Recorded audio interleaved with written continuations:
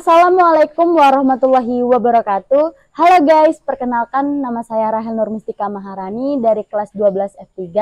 Jadi di video kali ini aku akan membahas atau mempresentasikan tentang teks eksplanasi saya yang berjudul Meningkatnya Angka Pembunuhan Krisis Moral dan Sosial di Indonesia. Jadi nggak usah lama-lama di intronya, langsung saja kita ke video penjelasannya. Oke, di sini aku akan membahas tentang pengertian pembunuhan dulu ya. Nah, pengertian pembunuhan itu adalah tindakan seseorang yang melanggar hukum untuk menghilangkan nyawa orang lain. Tapi kenapa? Secara disengaja maupun karena kelalaian. Nah, kenapa pembunuhan ini termasuk dalam hukum yang paling berat? Karena kita melakukan menghilangkan nyawa orang lain itu saja sudah melanggar hak asasi manusia. Jadi hak untuk hidup gitu.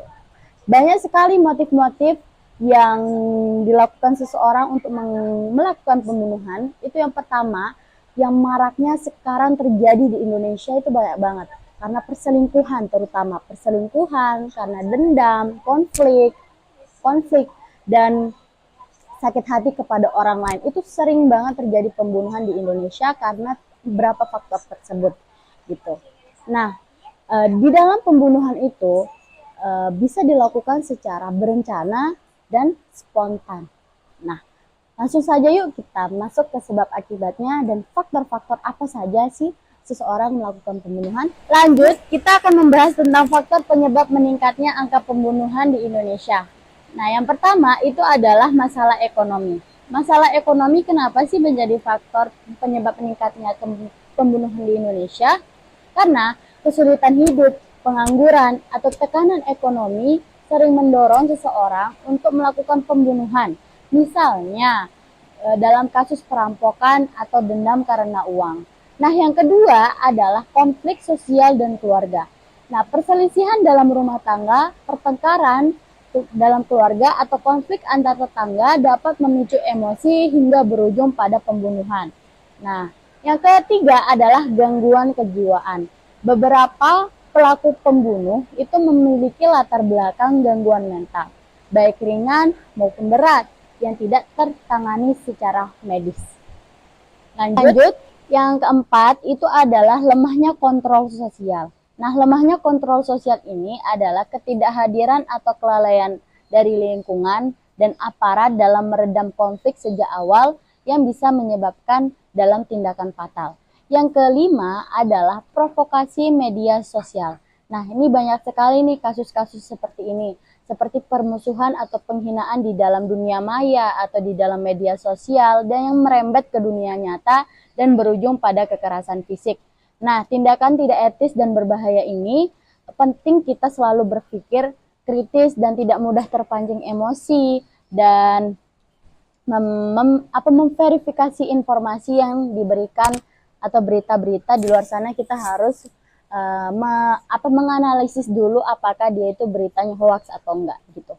Yang ketiga nih Pak, yang keenam, ini seringkali terjadi, yaitu adalah kasus perselingkuhan. Perselingkuhan, kenapa sih kasus perselingkuhan ini banyak membunuh atau melakukan pembunuhan gitu?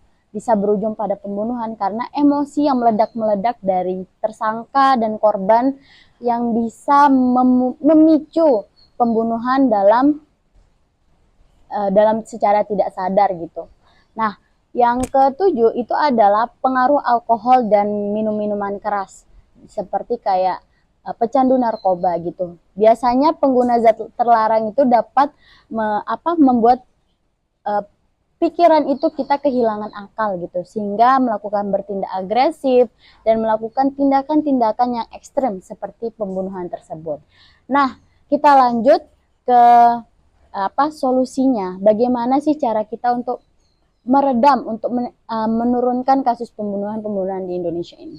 Lanjut, kita akan membahas tentang bagaimana atau solusi kita untuk menurunkan angka pembunuhan di Indonesia. Nah, yang pertama itu adalah pendidikan moral dan emosional sejak dini.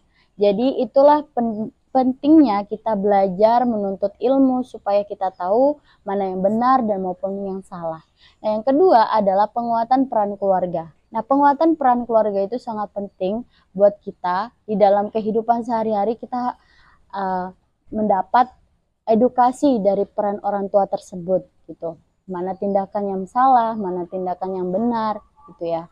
Yang ketiga adalah bimbingan konseling atau psikolog. Nah, bagi orang yang mengalami gangguan kejiwaan, kalian bisa ke psikolog deh gitu ya, supaya kita tahu kenapa sih diri kita ini, supaya tidak melakukan tindakan-tindakan anarkis gitu ya.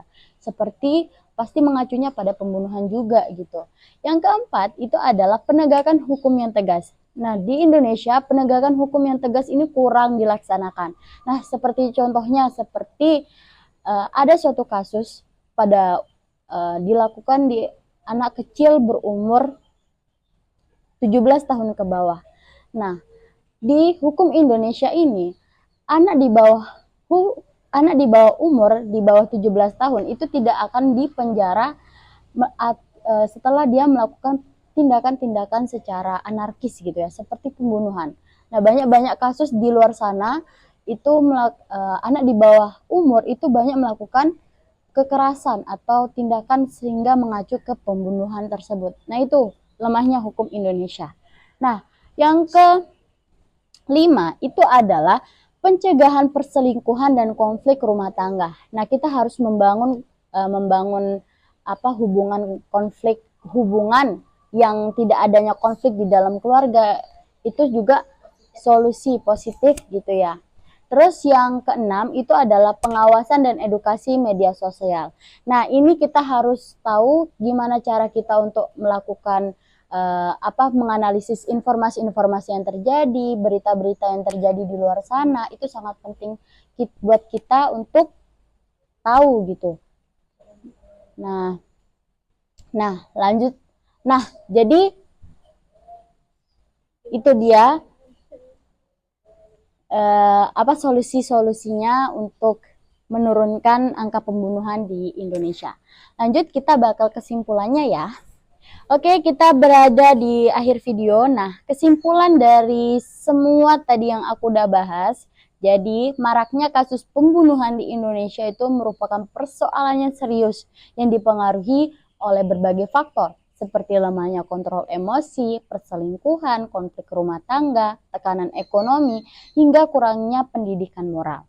Nah, untuk mencegahnya diperlukan upaya bersama melalui pendidikan karakter, penguatan peran keluarga, layanan konseling, penegakan hukum yang tegas, dan pemberdayaan ekonomi. Kesadaran individu dan dukungan lingkungan itu sangat penting agar masyarakat dapat hidup damai dan terhindar dari tindakan kekerasan yang merugikan banyak pihak. Oke, segitu dulu video dari saya. Semoga bermanfaat dan terima kasih sudah menonton video ini. Terima kasih atas perhatiannya. Wassalamualaikum warahmatullahi wabarakatuh.